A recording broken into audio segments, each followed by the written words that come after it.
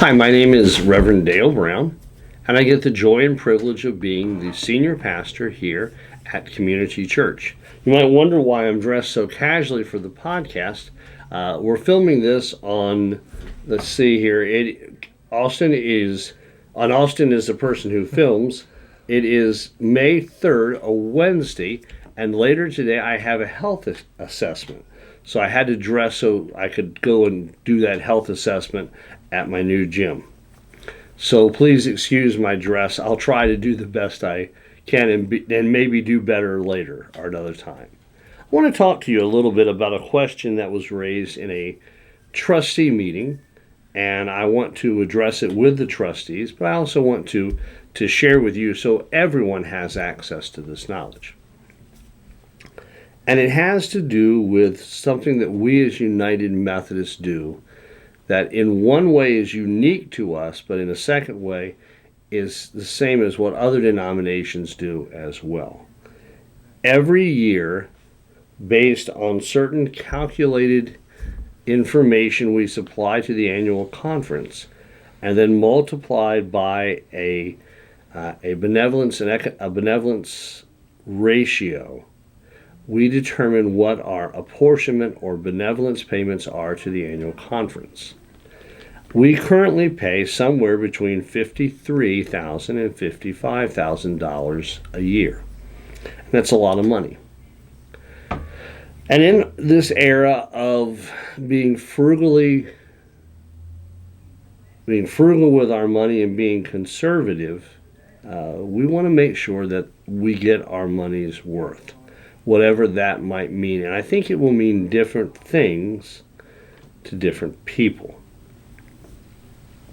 So let me tell you a little bit about how we as United Methodists are organized. We are organized into what's called a connectional piety. Piety is how we as a church structure and organize ourselves, but we're connectional. That means that what we do and the support we give affects the next level above and below us. Now, we in the local church do ministry. We have income, we have expenses, we have all these things that are a part of our life of faith. And based on the expense side of our ledger, we have those factors which help us to determine our benevolence payments to the annual conference. And the annual conference has expenses. We have 3 superintendents. We have responsibility to help with our bishop. We provide educational and training opportunities.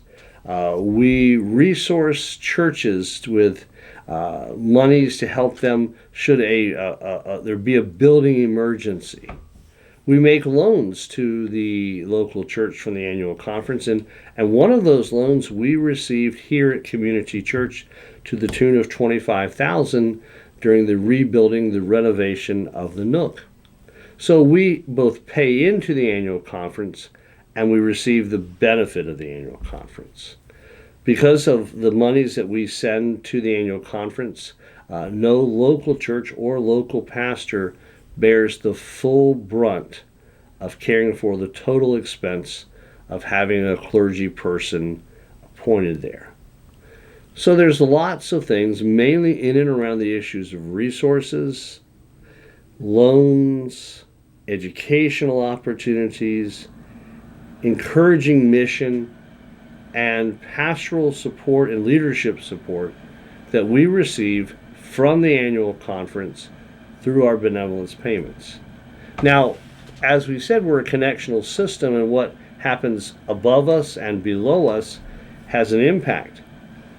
Our conference pays benevolence payments as well. They pay them to the jurisdiction. And the jurisdiction has certain separate functions different from the annual conference, but both are important and valid. So what is that happens at jurisdictional conference? Again, there's resourcing that happens, training that happens, but at the jurisdictional level, one of the main responsibilities is the election of and appointment of bishops. And we have as our bishop, Bishop Easterling.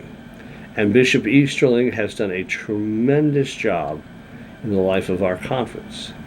I, as one of her pastors, have complete confidence in her.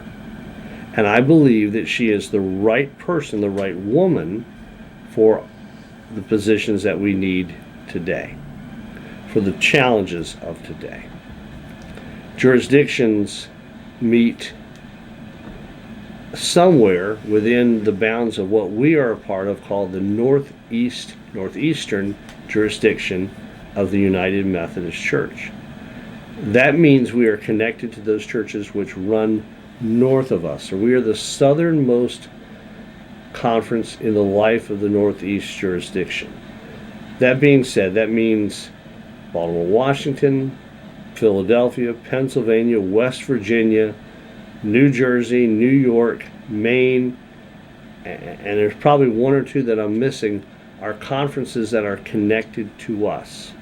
And then the jurisdiction supports and is connected to the general church, and it funds through the whole connectional system all that we receive through the general church, the many different things of resources and leadership and the wonderful ministries of help and support that our denomination provide to us as a local church. So in some sense, you can think of it as a circle. We are all connected to the piece that is directly above us, for us to the district or the lower shore district of the Peninsula Delaware Conference of the United Methodist Church, to our conference, Peninsula Delaware Annual Conference, to our jurisdiction, Northeastern jurisdiction, to the general church, and then the general church back down into the local church. So we are very much a connectional system. Do we get value for the monies that we send? Because after all, it is a lot of money. And we are one of those churches that has a high level of support for our annual conference. We do. We absolutely get value. I can say to you that not just locally, but around the world, there are people who eat, people who are educated, people who are sheltered, people who are helped, because we are faithful to paying our benevolence payments, and we make it a priority. It's not a bill that we can choose to pay if we have enough left over at the end of the year.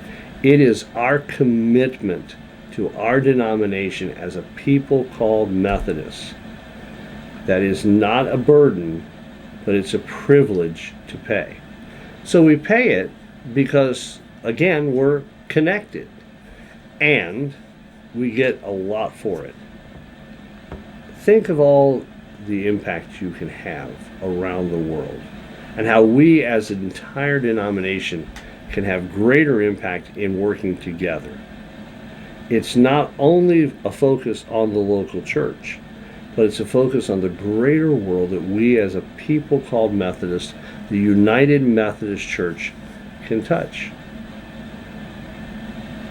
All the things that we see happening in our world, this church is addressing.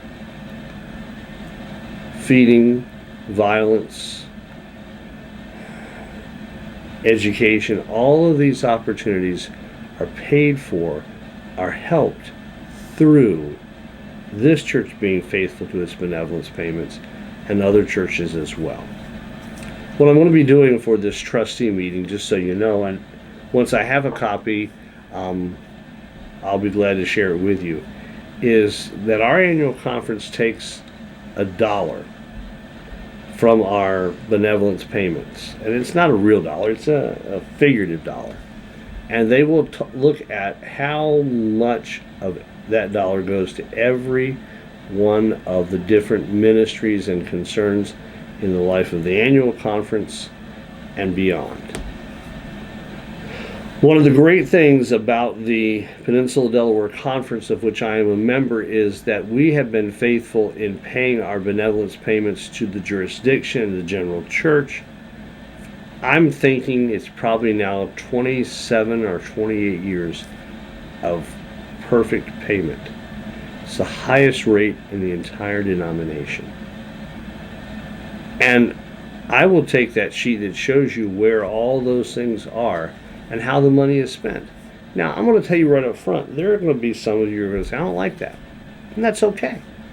I don't agree with everything that my conference or district or whatever does, but I'm not leaving because of that.